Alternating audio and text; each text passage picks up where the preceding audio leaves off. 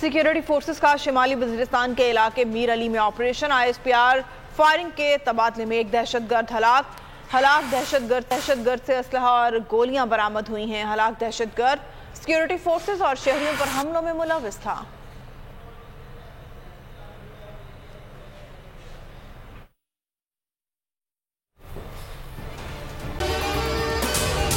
अगर आपको ये वीडियो पसंद आई है तो हमारे चैनल को सब्सक्राइब करें और बेल आइकन को प्रेस करें।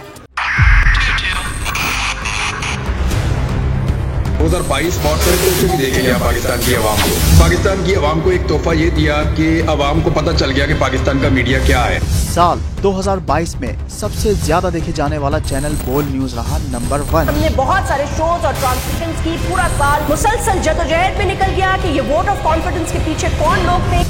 तोड़े रेटिंग के सभी रिकॉर्ड। सोशल मीडिया पर भी सबसे ज्यादा तेजी से 2.4 बिलियन व्यूज का संगे मील अबूर किया।